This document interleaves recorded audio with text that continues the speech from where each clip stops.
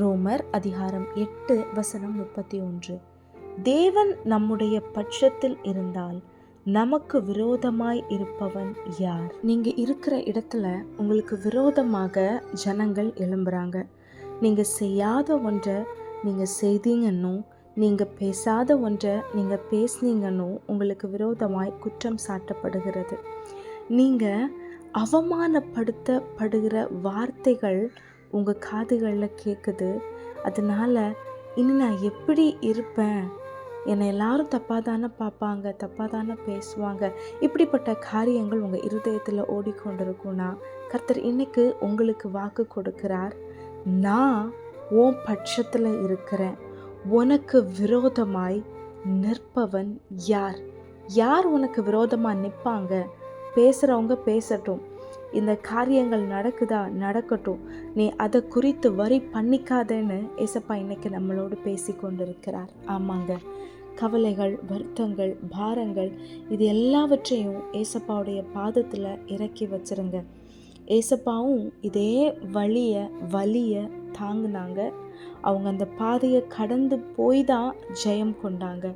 நம்மளுடைய வாழ்க்கையிலையும் அவமானங்கள், அசிங்கங்கள், நம்ம பண்ணாத ஒன்றை பண்ணணும், நம்ம பேசாத ஒன்றை பேசினணும், நம்மளை புரிந்து கொள்ளாதவர்கள் தான் நம்மளை சுற்றிலும் இருப்பாங்க. அது நேச்சர். எல்லாருடைய வாழ்க்கையிலையும் இது நடந்திருக்கும். அதை அவங்க கோத்ரூ பண்ணியிருப்பாங்க. ஸோ அதுக்காக வாழ்க்கையை முடிச்சுக்கலாம், இல்லை அவங்களுக்கு அந்த இடத்துல இருந்து போயிடலாம், இப்படிப்பட்ட எண்ணங்கள் நமக்கு வேணாம். சூழ்நிலைகள் மாறும். இது என் வாழ்க்கையிலிருந்து கடந்து போகும். கர்த்தர் இந்த சூழ்நிலையை என் வாழ்க்கையை விட்டு மாற்றுவாங்க. எதுவுமே இந்த வாழ்க்கையில் நிரந்தரம் கிடையாது. அது சந்தோஷமாக இருந்தாலும் சரி, அது ஒரு துக்கமாக இருந்தாலும் சரி, எல்லாமே நம்மளுடைய வாழ்க்கையில் வந்து போய் அப்படி தான் இருக்கும். மீன்ஸ் அவரை நம்பி இருக்கிற பிள்ளைகளுடைய வாழ்க்கையில் ஒரு கட்டங்கள் வரைக்கும், ஒரு ஒரு ஒரு குறிப்பிட்ட அந்த டைம் வரைக்கும் ஒரு சில காரியங்களை கர்த்தர் அனுமதிப்பார். ஆனால் அதுக்கு அப்புறமாக அது அவர்களை தொடருமா அப்படின்னு கேட்டால் தொடராது. சிலவைகள் கர்த்தர் உங்கள் வாழ்க்கையில் முற்றுப்புள்ளியை வைப்பாங்க. ஏன் அப்படின்னா, நீங்கள் கர்த்தரை நம்பி இருந்தபடியால், அந்த சிச்சுவேஷனில் நீங்கள் அமைதியாக இருந்தபடியால், சரி என்னவோ பேசிட்டு போகிறாங்க அப்படின்னு சொல்லி அப்படியே நீங்கள் அதை விட்டுட்டு ஏசப்பான்னு கூப்பிட்டு, இதெல்லாம் பண்ணுறாங்கப்பா, நீங்கள் பார்த்து இதெல்லாம் எனக்காக ஏதாவது செய்யுங்கப்பா அப்படின்னு அவருடைய கைகளில் அதை அப்படியே ஒப்பு கொடுத்துருங்க. உங்களுக்கு விரோதமாக யாரும் நிற்க மாட்டாங்க. ஏன் அப்படின்னா, உங்கள் பட்சத்தில் கர்த்தர் இருக்கிறார். பைபிளில் கூட தாவீது அப்படிங்கிறவங்களுக்கு விரோதமாக சிமேயு என்கிறவர் தூஷிப்பாங்க. அந்த தூஷணையை கேட்கும்போது தாவீது அவங்க சொல்லுகிற வார்த்தை என்ன தெரியுமா? இந்த மனிதர் தூஷிப்பதற்கு கர்த்தர் இடம் கொடுத்திருக்கிறாங்க, கர்த்தர் அனுமதித்திருக்கிறாங்க, அதனால அவங்க தூஷிக்கட்டும் அப்படின்னு சொல்லிட்டு அவங்க பாட்டுக்கு நடந்து போயிட்டே இருக்கிறாங்க. இதை தான் ஏசப்பா நம்மளுடைய வாழ்க்கையிலையும் விரும்புகிறாங்க. யார் என்ன பேசினாலும், உங்கள் வாழ்க்கையில் என்ன நடந்தாலும், இந்த பாயிண்ட்டை நீங்கள் நோட் பண்ணிக்கணும். என்ன நடந்தாலும் கர்த்தர் அனுமதிக்காம என் வாழ்க்கையில் இது நடக்காது. இது இப்போ எனக்கு தீமைய மாதிரி இருக்கலாம். என்னை சுற்றிலும் இருக்கிறவங்க, இவளுக்கு ஏன் இப்படி நடந்தது, இவ பண்ண தப்புனால தான், இவ காட்டினதுனால தான் இதெல்லாம் நடக்குது அப்படின்னு உங்களுக்கு விரோதமாக பேசட்டும், உங்களை குற்றப்படுத்தட்டும். கவலையே படாதீங்க. அது நன்மையாக தான் மாறும். அது நன்மைக்கு தான்.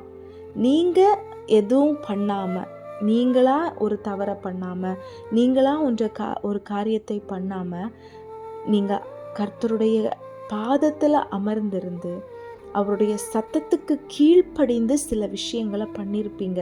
அது நிமித்தம் சிலவைகள் உங்கள் வாழ்க்கையில் நடந்திருக்கும். அது கர்த்தர் அனுமதித்திருக்கிறார். இப்போ தீமையாக இருக்கலாம், அது ஒரு நாள் நன்மையாக மாறும். அந்த நாள் வரும்போது நீங்களே சொல்லுவீங்க, அன்னைக்கு இந்த பாதையை நான் கடந்தது நன்மைக்கு, அதனால தான் இந்த பாதையை என்னால் ஈஸியாக கடக்க முடியுதுன்னு சொல்லி எல்லா விஷயத்தையும் நீங்கள் நன்மையாக நினைப்பீங்க. நன்மையாக தான் கர்த்தர் செய்து கொண்டு இருக்கிறார். அப்போ நம்ம நினைக்கிறதுக்கு இப்போவே நம்ம அதை நினச்சிடலாம்ல. ஏசப்பா அதை பார்த்து ரொம்ப சந்தோஷப்படுவாங்க.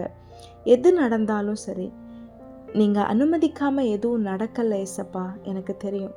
உங்கள் மேலே எனக்கு ரொம்ப நம்பிக்கை இருக்கு ஏசப்பா, எனக்கு உங்கள் மேலே ரொம்ப நம்பிக்கை இருக்கு ஏசப்பா.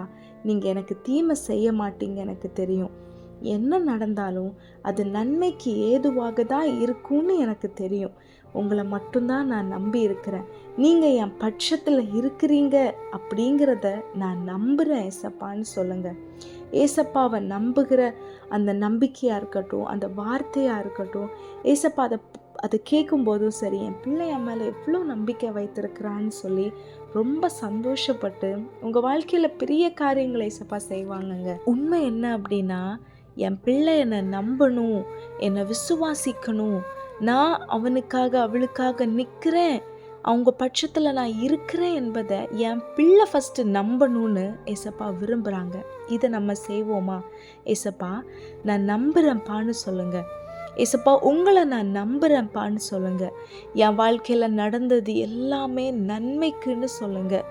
ஒருவேளை நானே சில முடிவுகள் எடுத்து அதில் சில வகைகளை நான் சந்தித்து கொண்டு இருப்பேன்னா என்னை மன்னிச்சிருங்க ஏசப்பா.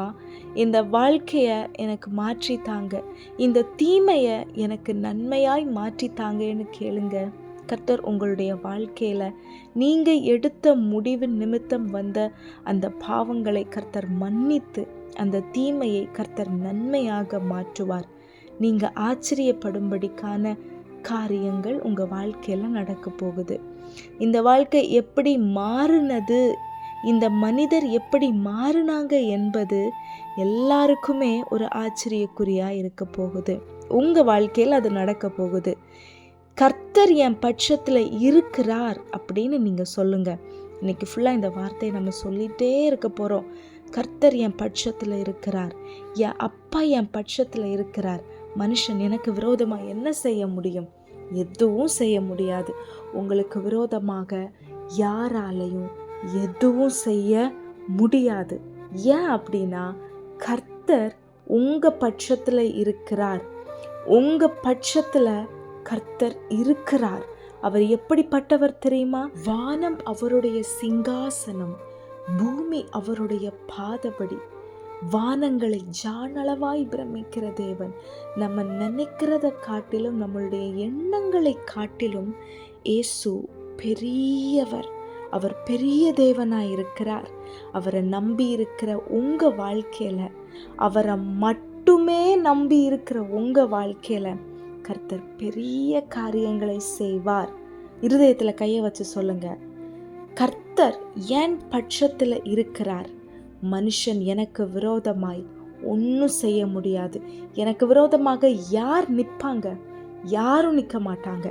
கர்த்தர் என் பட்சத்தில் இருக்கிறார். ஆமேன். Have a blessed day. God bless you.